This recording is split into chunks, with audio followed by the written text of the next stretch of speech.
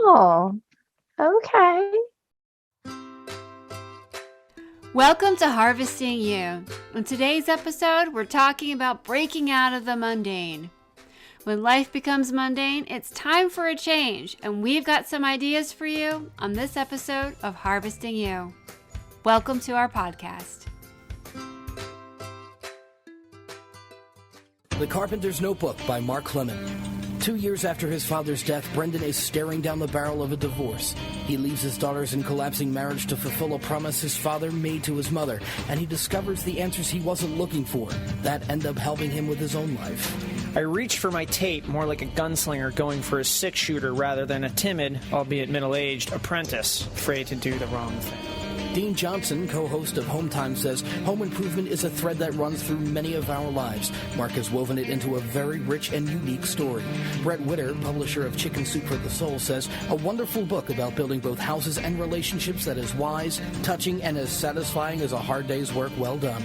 Like Chicken Soup for the Soul, it shows us that great wisdom is built from the material of everyday life. Check out The Carpenter's Notebook by Mark Clement on Amazon.com, BarnesandNoble.com, and at bookstores nationwide.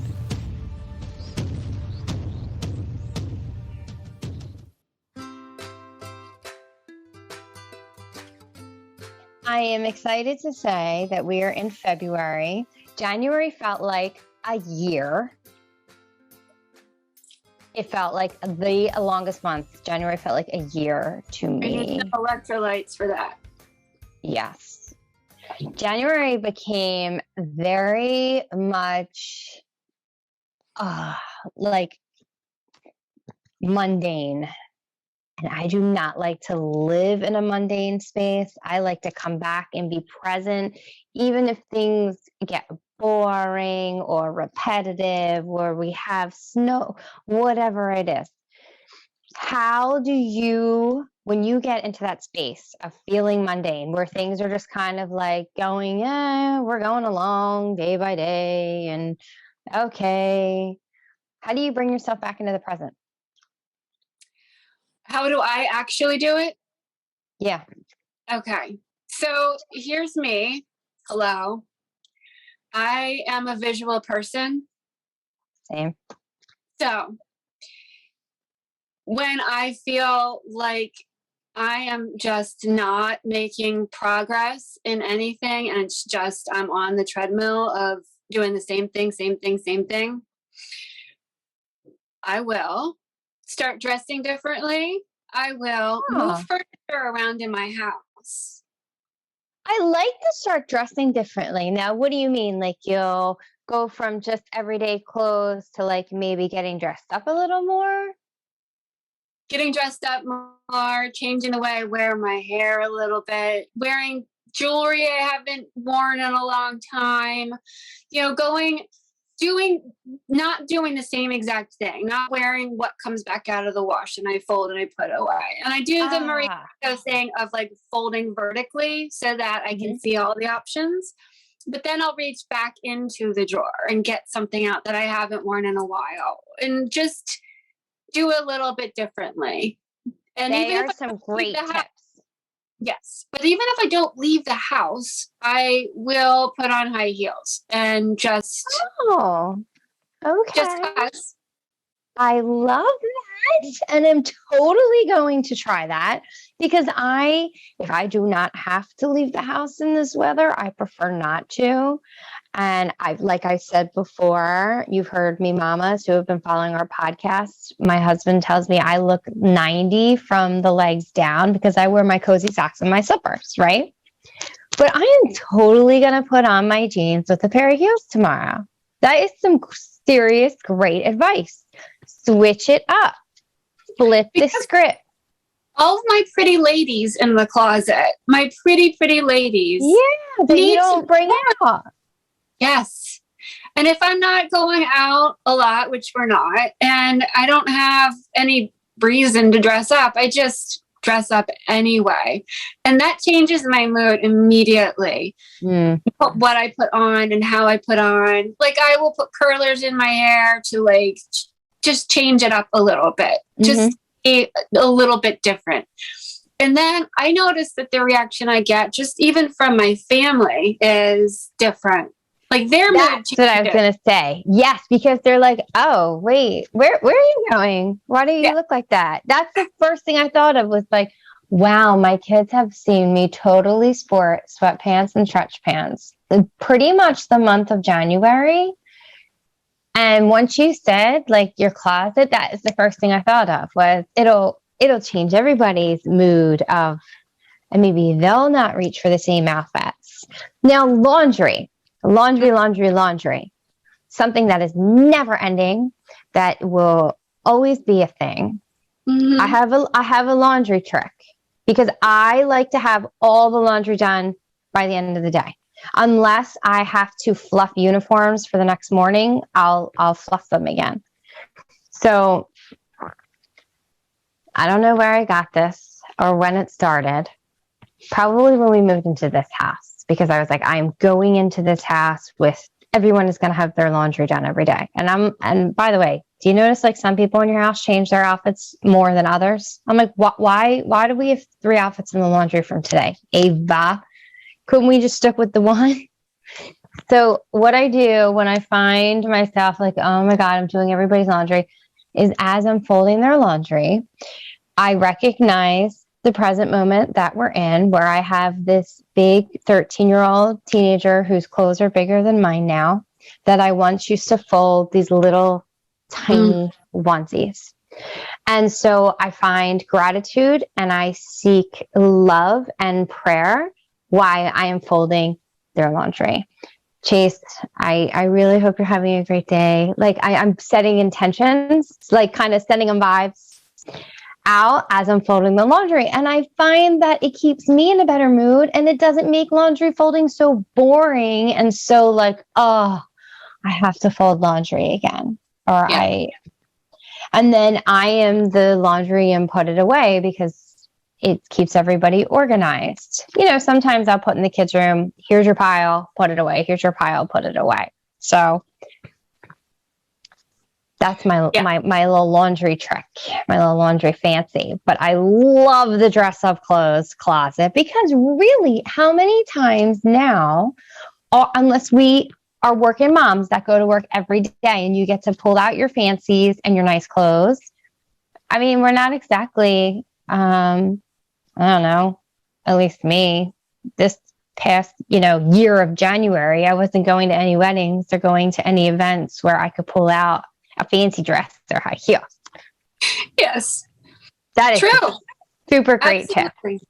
And when I leave the house to go to work, when I do that, I wear like construction clothes. So I don't wear high heels when I go to work.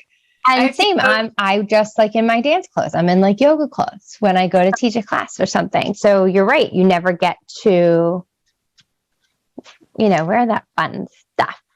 But I have noticed over the years. So when Mark and I first started living in this house, and his daughter Lexi was just a couple of years old, and I had a thing where I would get up for birthdays, holidays, and dress up. So no matter what it was a special day, I would put on a dress and the whole thing. And she, loved that too. So she would get up and dress up too. Cute. It's a special day. Let's dress up for the special day. So Mark still, he has taken in that habit. He didn't do that when we first started together, but now it's a routine of his is to get up for Thanksgiving, Christmas. He gets up and he puts on a dress shirt. And even if we don't go anywhere, I love that. Us in the house, like it is a special moment. Let us wear special clothes for this and reflects that. And I know a lot of families wear matching PJs and do that. That's special. But this is our little thing that we do because we have the nice clothes, and it gives them a chance to get out of the closet and be worn. Because he doesn't just wear nice clothes ever. Like he dresses like a carpenter every day. And some days he puts on clothes within the intention of doing something. Like, if I don't put on my painting clothes when I get dressed in the morning, I will not paint. He will tell me, because he knows he won't change into painting clothes because he doesn't like to paint. So the act of then doing that is like, no, please don't make me. But I do think, having an association with our clothes. I mean, I have clothes that are for play, that are for fun, for hanging out, and I think that especially with people staying home more, working from home more, that the option of just staying in pajamas or athleisure wear is so easy. It's so easy. But that leads right down the road to things becoming mundane. So this is a perfect example. So how do you feel? And we may have talked about this before, mamas, about pajamas. Do you change into pajamas before you go to bed, or are you just like a t-shirt and sweatpants? Oh, I prefer pajamas. Now, I don't do that every night because I don't have enough pajamas. That's okay. I don't do laundry more than, like, I'd only wash my clothes once a week. That's it. I won't do it more than once a week because I just don't like the act of folding laundry. And your thing about being intentional with it, and I try that. I do. When I fold, I watch the Marie Kondo stuff and all of that about putting love into the garments and thanking my sheets and thanking, my underwear, all that stuff. And I do that because she does this thing with put love into your fingers. Thank you, panties. Thank you for protecting my bum against my jeans and holding everything up. Getting everything there together. And I listen to loud music when I fold because that gets me happy. And then I think about when I put things away into drawers, my drawers, their drawers, is that I'm setting them up for success. Because when they go into their drawer, they will have underwear. Because when they go to the drawer, and they won't be not there. And that doesn't always happen because I'm not always on top of when we're running out of clothes. And they won't say until there's none.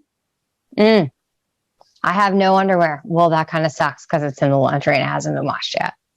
My son will just wear his bathing suit. He will just... That works. He's flexible. Yeah, and it's got the mesh, so he'll wear, in the summertime, he'll just wear a board short if he doesn't have underwear because he won't let me know. Or he will wear it underneath, sweatpants as his because, Mom, it's fine. And he doesn't complain. It's not a big deal. And that makes it easy for me. So I don't have to be all uptight about it. But, loud music also helps. I love music. I'm always having music playing in my house. Yeah. It's the background of, I don't know, keeps my blood pumping and my heart flowing and things moving. Especially when I'm writing, I find myself listening to either meditation music or classical music. That really helps me think. But I love the loud, if I am working out, cardio working out or on my bike, I am 90s hip hop, hardcore music makes me go harder. It's great. That's really good. When my husband is on the bike and he's 80s hardcore music, right? We all have our thing. Yeah, we do. And it's important to find that speaks to us too. Yeah. Yeah. Breaking out of the mundane. Yeah. Moving furniture. See, that's the other thing I do. Yes, me too. Is just changing my interior environment and what I look at, where I sit too. Yeah. Changing. I have a habit of sitting in the same spot every morning and changing that spot and sitting somewhere different for my cup of coffee and moving my desk and it really does help me be more excited to be at my desk when it's a different place, because the light hits it differently. It feels different. Like it feels like a fresh new start, even though it's not. It's just like I feel like it is, and that gives me energy. I agree. I do the exact same thing. When we first went into the pandemic, I was like, okay, we're looking at the same stuff. I need to move everything around. I rearranged rooms. I rearranged furniture. I moved chairs and tables. I mean, even now, like I'm sitting in my breezeway because I wanted a different change of scenery for today, because I started off my day a little not feeling like me. So I was like, I need to switch it up.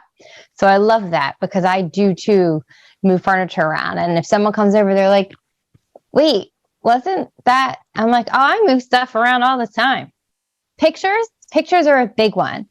I move the pictures in my house on the walls. I flip like living rooms. So we have 2 living rooms. So I'll like flip the pictures in the living rooms, or, different sayings or signs, or I think that helps as well. Spruce things up. Now, my kids being the month of February, I try really hard to put more intention into giving them even more affirmations. Like I make my son write every day, and he copies my handwriting, and I make it like an affirmation. But I put hearts on their door, and I write a note on their door. Like this morning I wrote, you're doing a great job. It doesn't always have to be the perfect saying or the perfect anything. It just has to show them that you see them. And I cut out a bunch of different color hearts, and I put them. And my son over the years has kept them, collected them, and he keeps them on his gaming, like where his whole gaming station is, on the wall behind him. Now, after a while, when you look at things, you know what I mean? When you look at things in the same space, like you get used to seeing them. So I'll move them around. I'll move them to his mirror. I'll move them, like the ones that I'm putting on their door each day at the end of February, I'll move inside on their mirror or something, just kind of giving a little more. But mamas, as we always talk about, is we have to be full to be able to do that extra, to be able to do that. I'm going to sit and do arts and crafts tonight, so I'm ready for tomorrow. Yeah. But I feel like each month has its, it's like the seasons. Each month has something. Like, okay, March, we have St. Patty's Day. January was just like a whole year in itself. But it was a new year. But after day 6 into January, I kept saying Happy New Year's to people when I was in the grocery store and stuff. And I swear people would look at me like, that was like a year ago. Because that's what it felt like. Yeah. January is a month. It's, it does settle out. Like, I think all of the busyness of the holidays, then it just sort of goes quiet. And it's like that anxiety hangover almost, right? Yeah. Go back to our anxiety hangover podcast. It's like a whole month of that. Yes. Yeah. And there's not like a super exciting event or a holiday. There's not a super thing happening. It's usually cold. The sky is not beautiful blue. It's just, So, although, have you checked out the sunsets this week? They've been pretty beautiful. And there's something about, we had fog today, so we couldn't see the sunrise, but there's something about the sunrise and the sunset. It never is the same every day. And I just find so much peace and ease in just standing in my kitchen and getting that glimpse of watching the sun go down. Or it's just like a moment in time where you're, at least where I just feel like, wow, it's breathtaking to me. I love seeing the sunrise and the sunset.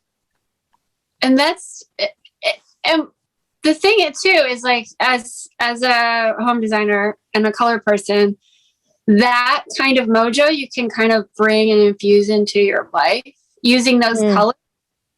Because, I mean, it is true that warm colors are more calming and cool colors are more stimulating, because like during the day when the sun rises and then it's blue or whatever color, it's crisp, it's, you know, it's, and then when the sun is setting, it gets warm. And there isn't too many moments in life where humans collectively are quiet, except for the sunrise and the sunset.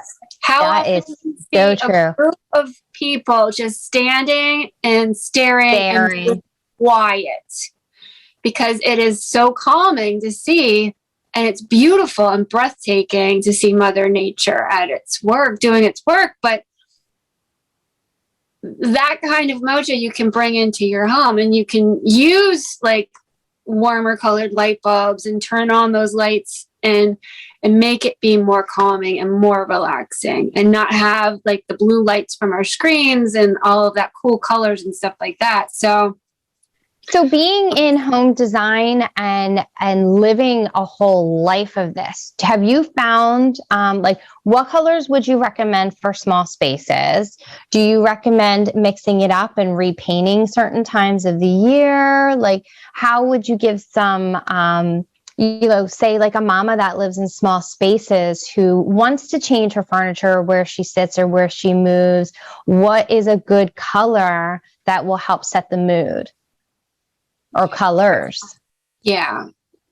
So if the living environment is, the entire living environment is small, like a Manhattan studio apartment, the more monotone you can be in your surroundings, then the more open it feels. And it doesn't matter necessarily what the exact color is, but as soon as you start, it's just like with an outfit. As soon as you start breaking up the lines, then things become smaller, and you chunk it out. And so those chunks make a space look smaller. The expansiveness happens when there isn't a break in color.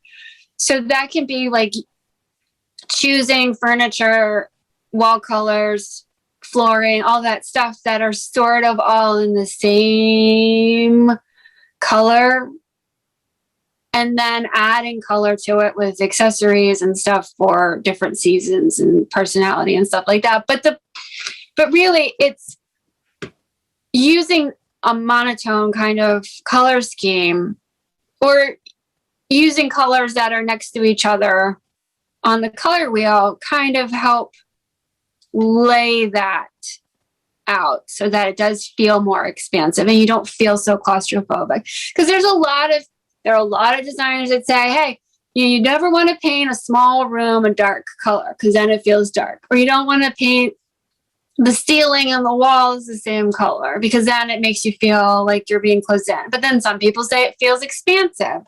I say if it's all the same color, it does feel expansive because you're not disrupted by the lines and the borders. There are fewer borders, so it feels like it's bigger. And it's hard in a small space. It's hard to change things up in a small space. And when trying to furnish a small space, a lot of people will use lots of little furniture, lots of little pieces, and sometimes using one bigger piece, is actually a way of making it feel bigger. Because again, punctuating, the more little punctuate, it's like music is faster when the beat's faster. The beat's faster in your visual environment when you have lots of little things all over the place. It's like your shelf behind you. You've got, it's white, but it's all white. And then you have little things on it. So the shelf feels bigger. Now, if the shelf, if the vertical, if things were different colors, like the back was a different color, this was different color, and then things on the different color, it would be like, oh, it's so busy.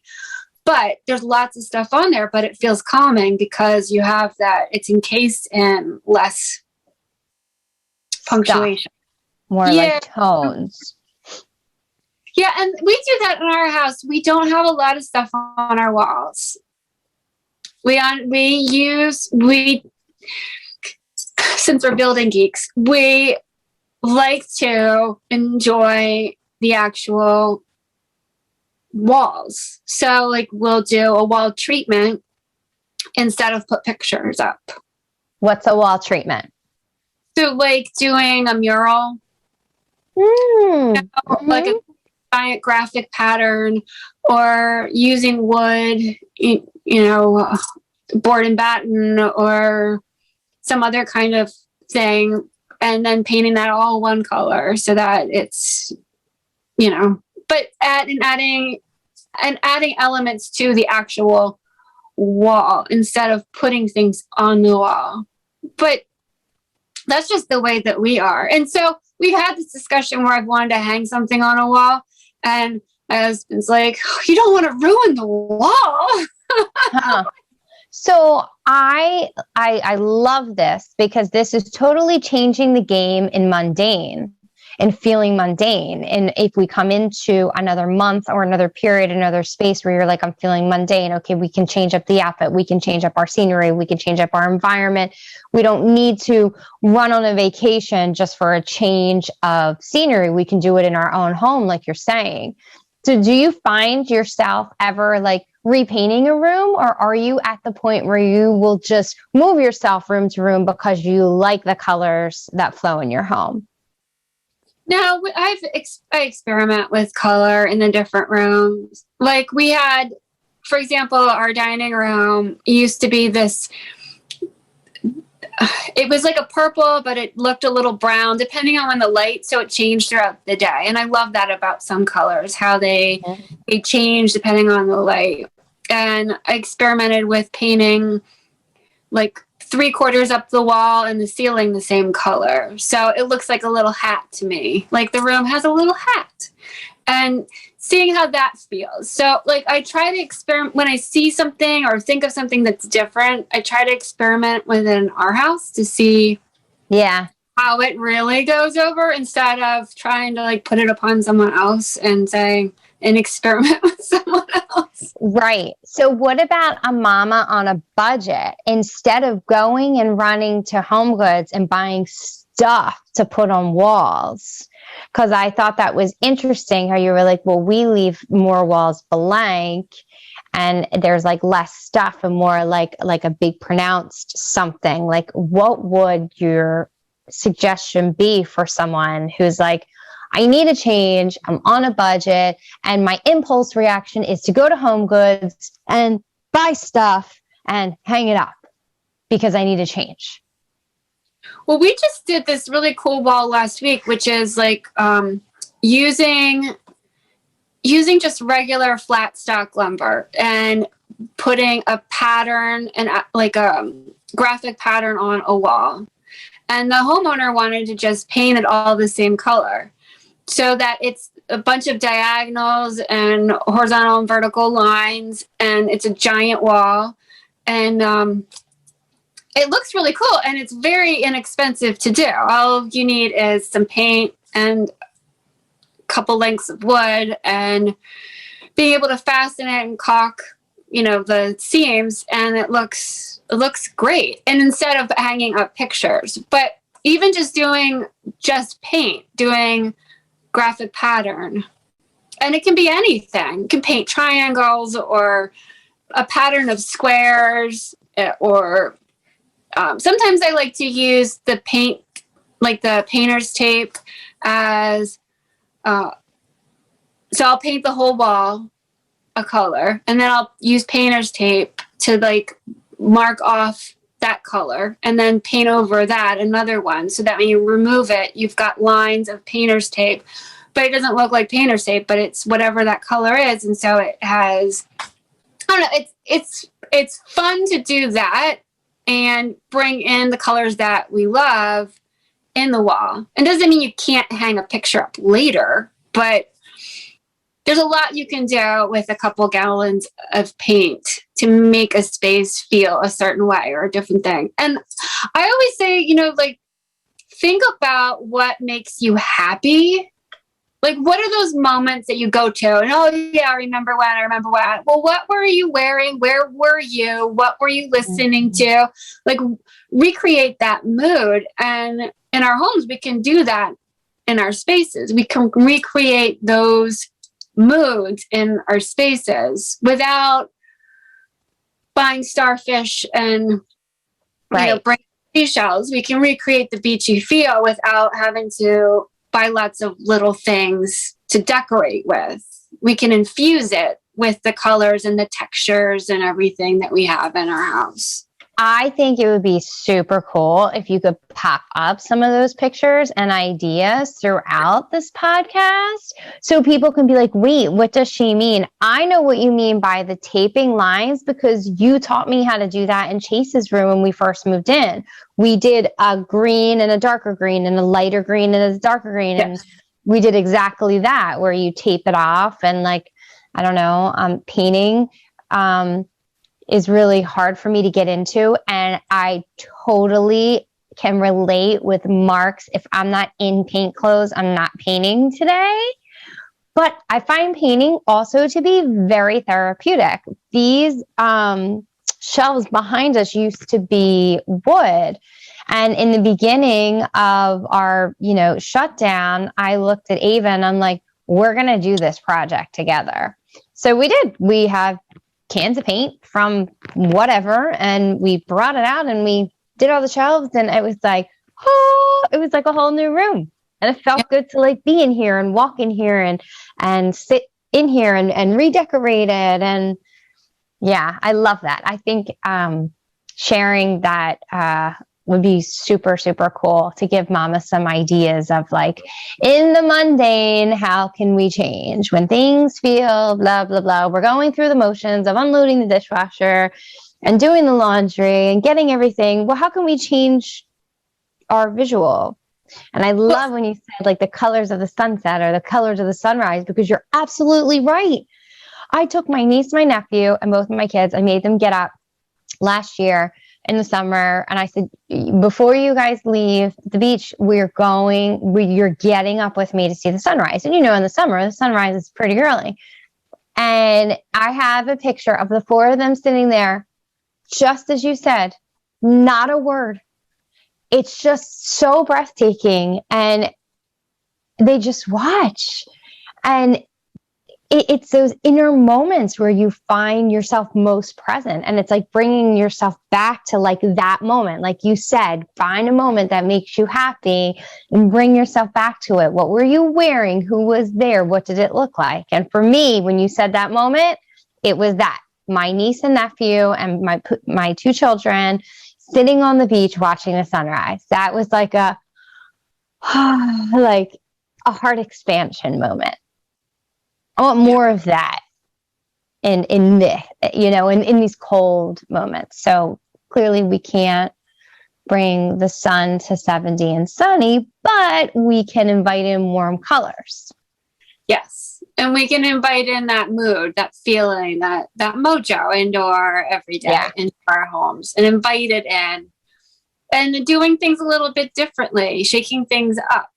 And whether it's painting a wall in your living room, or wearing a different outfit, or doing something differently with your hair, or changing where you put your dishes in the kitchen, as you're switching up the cabinets. Yeah.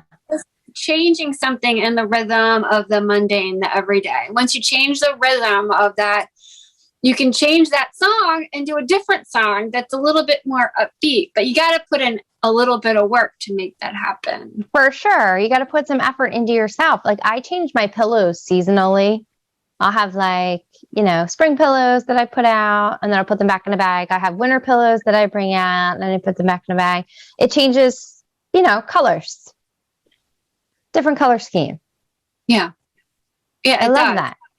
And I think too, like coming off of the holidays where everything's sparkly and lit up and everything, and then all that stuff goes away, and then we're left with cold and dark and just doing the day-to-day stuff. There's like this like gaping silence of like, no stimulation.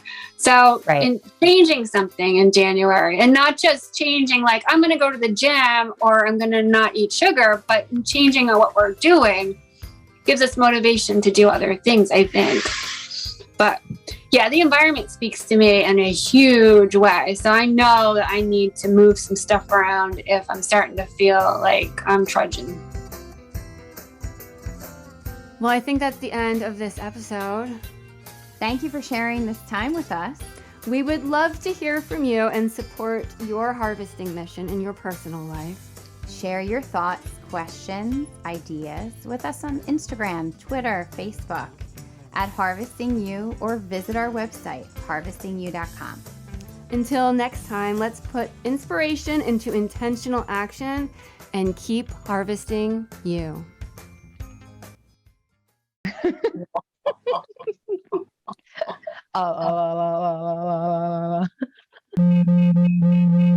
Feel that beat.